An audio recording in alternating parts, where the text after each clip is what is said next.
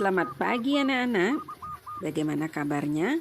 Semoga semua baik-baik dan sehat-sehat ya. Seperti biasa sebelum kita mulai pelajaran, mari kita awali dengan memanjatkan puji syukur kehadapan Ide Sang Yang Widi Wase. Semoga kita semua selalu berada dalam lindungannya dengan mengucapkan pangan jali umat. Om Swastiastu. Om Awigenam Astu Namo Sidem. Om Siderastu Tat Astu Swaha. Anak-anak, setelah kita melewati pelajaran 1, yaitu Atma sebagai sumber kehidupan, nah sekarang Ibu Guru akan mengajak kalian untuk membahas materi selanjutnya, yaitu tentang Trimurti. Adakah di antara kalian yang sudah tahu tentang Trimurti? Apa itu Trimurti ya? Sebelum lanjut, perlu kalian ketahui, adapun tujuan dari pembelajaran kali ini, setelah kalian mengamati, menyimak, dan memahami penjelasan Ibu Guru melalui video ini. Jadi yang pertama, kalian mampu menuliskan pengertian tentang Trimurti.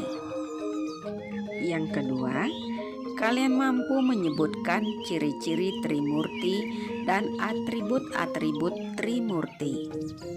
Terus yang ketiga, kalian mampu mengetahui tempat pemujaan dari Dewa Trimurti. Berikut yang keempat, kalian mampu mengetahui bahwa Trimurti sebagai perwujudan Ide Sang Yang Widi Wase. Sedangkan tujuan yang terakhir, setelah kalian melakukan evaluasi, jadi kalian mampu mengukur pemahaman kalian tentang materi yang telah tersaji. Bagaimana anak-anak? Kalian sudah siap untuk belajar? Kalau sudah, silakan kalian amati gambar berikut ya. Coba kalian tebak nama-nama dewa dari gambar ini. Kemudian disebut apakah gambar dari ketiga dewa tersebut? Nah, sekarang Ibu Guru akan jelaskan ya.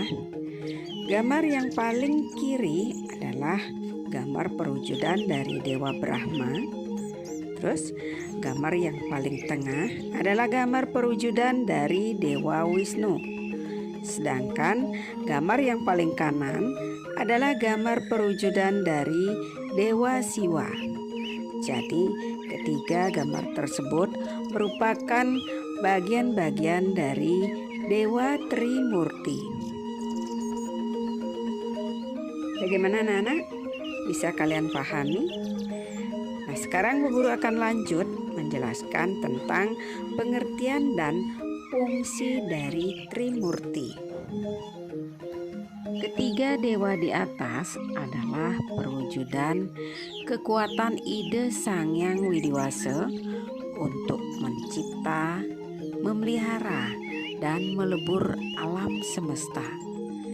Ketiga dewa tersebut memiliki kekuatan atau fungsi dan tugas yang berbeda, sehingga beliau juga disebut sebagai Trikona, yaitu Utpeti, Stiti, dan Pralina. Berikut pengertian dari Trimurti. Trimurti terdiri dari dua urat kata, yaitu Tri artinya tiga, Murti artinya perwujudan. Jadi Trimurti artinya tiga perwujudan kekuatan dari Ide Sang Yang Widi Wase. Dewa Trimurti juga masing-masing memiliki kekuatan yang disebut dengan Sakti. Ketiga sakti dari Trimurti disebut dengan Trisakti.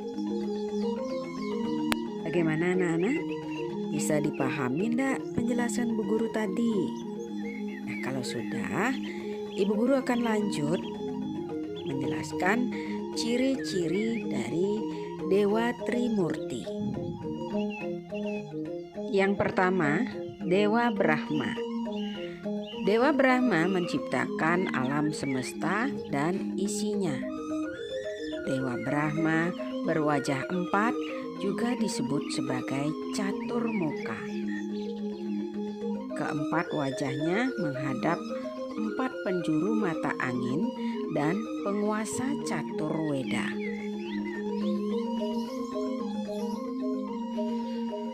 Dewa Brahma juga dilukiskan memiliki 4 tangan dan keempat tangannya masing-masing memegang benda sebagai berikut. Yang pertama, aksamala atau tasbih yang melambangkan kekekalan yang tiada awal dan tiada akhir. Terus tangan yang kedua memegang struk atau surpa yang melambangkan upacara yatnya. Nah, berikut tangannya yang ketiga yaitu memegang kamandalu atau kendi, yaitu sebagai lambang keabadian. Terus tangannya yang keempat yaitu memegang pustaka atau buku yang melambangkan ilmu pengetahuan. Jadi, selain sebagai pencipta alam semesta, Dewa Brahma dan saktinya Dewi Saraswati juga sebagai lambang ilmu pengetahuan. Anak-anak, kita selaku umat manusia yang merupakan ciptaan beliau harus wajib bersyukur karena beliau sudah menciptakan alam semesta dan memberikan kita kehidupan. Nah, bagian yang kedua yaitu Dewa Wisnu. Dewa Wisnu memelihara alam semesta beserta isinya. Dewa Wisnu akan turun ke bumi jika kejahatan merajalela. Penjelmaan Dewa Wisnu turun ke bumi disebut dengan awatara. Dewa Wisnu juga dilukiskan dengan memiliki warna kulit kebiruan dan bertangan 4 yang disebut dengan caturbuja. Keempat tangannya masing-masing memegang benda sebagai berikut. Tangan yang pertama memegang bunga lotus atau padma yang melambangkan kebebasan atau kekuatan yang memunculkan alam semesta. Sedangkan yang kedua yaitu gada bernama Komodaki yang melambangkan keberadaan individu. Yang ketiga, tangannya memegang cakra yang berputar melambangkan pikiran yang baik.